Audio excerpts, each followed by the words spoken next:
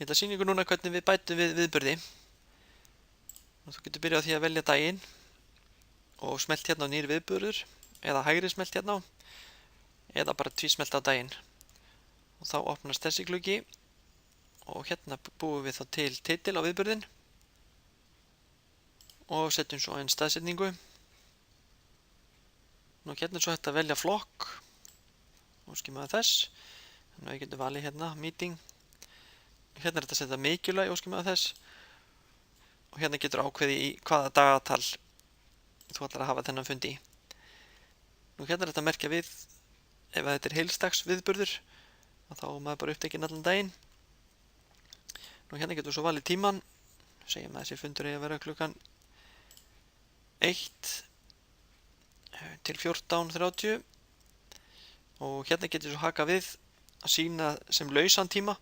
Og það þýðir að ef einhver er að reyna að boða mig á fund á þessum tíma og ég haka þarna við að þá heldur viðkomandi að ég sé sérstætt með lausan tíma. Þannig ég vil ekki haka hér því að ég er upptekinn á þessum tíma. Nú hérna er þetta að ákveða hvort maður vilji hafa þetta endurtekið. Ef þetta er til dæmis vikulegi fundir eða mánaðarlegi fundir þá er þetta að bæta því við hérna.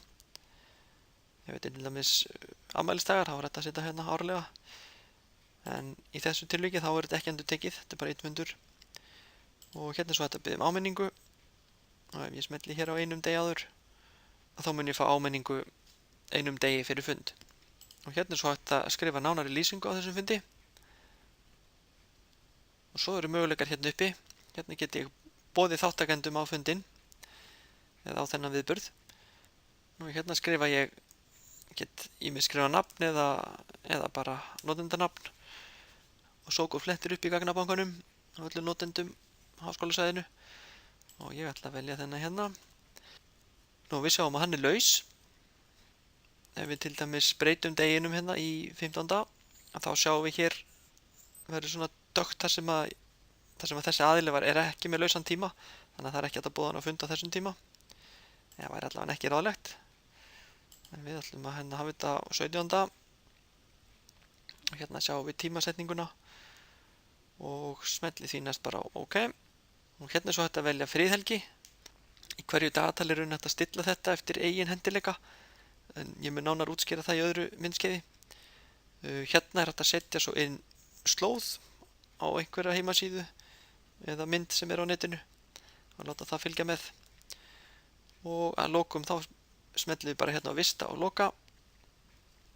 Og þá sjáum við að fundurinn er komin hérna.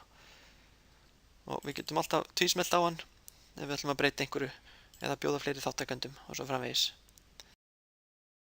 Nú að búa til svo nýtt verkefni að það er í rauninni það sama. Þetta er svo kallað tasks á ensku. Einu munurinn hér að þú getur ekki bætt við þáttakendum en að öðru leyti er þetta eiginlega það sama.